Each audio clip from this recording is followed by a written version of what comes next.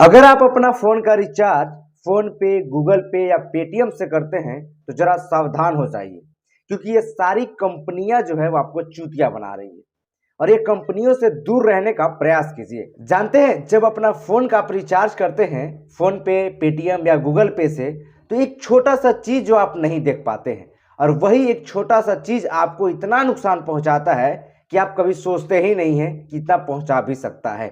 आज उसी बारे में हम बात करेंगे कि टेलीकॉम कंपनियां जो हम लोग को पागल बनाती है रिचार्ज के नाम पर और सुविधा के नाम पे, उसके बारे में आज हम चर्चा करने वाले हैं।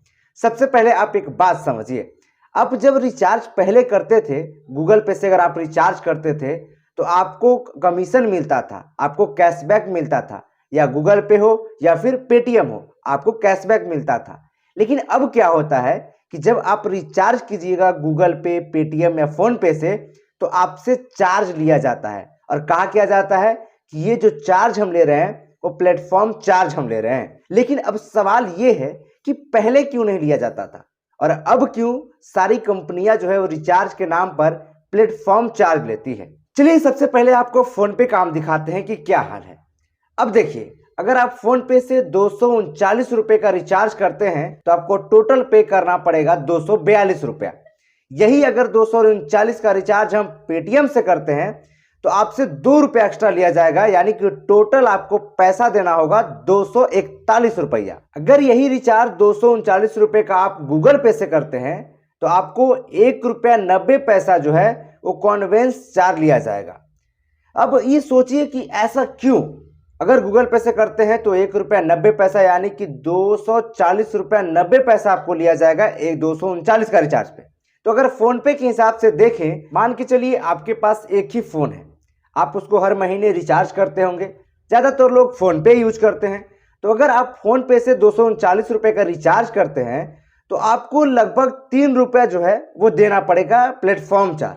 तो अगर 3 रुपया एक महीना का है तो 12 अगर 3 से गुणा करें तो होता है 36 रुपया। अब सोचिए कि एक व्यक्ति को 36 रुपया साल में एक्स्ट्रा देना होता है। अगर आपके पास 2-3 फोन है तो समझ ही जाइए कि कितना रुपया आपको देना पड़ेगा। अब सोचिए कि पहले कंपनी क्या करती थी कि कैशबैक देती थी, यानी कि ये वही वाला बात हुआ कि पहले आप रूम रेंट दीजिए, इसके बाद बिजली बिल तो देना ही देना है, साथ में अब रूम का मैनेजमेंट चार्ज भी दीजिए आप मालिक को। ये बात हो गया। और ये सारी टेलीकॉम कंपनियां जो है वो सुविधा के नाम पे सबको पागल बनाती है। अब जानते हैं इसका सुविधा क्या है। तो सुविधा ये है कि सब लोग इस पे आवाज उठाइए कि आखिर क्यों ऐसा। आखिर हर चीज में अगर ऐसा करना मिलेगा, अगर हर चीज में ऐसा पे करना पड़ेगा तो फिर फायदा क्या हुआ।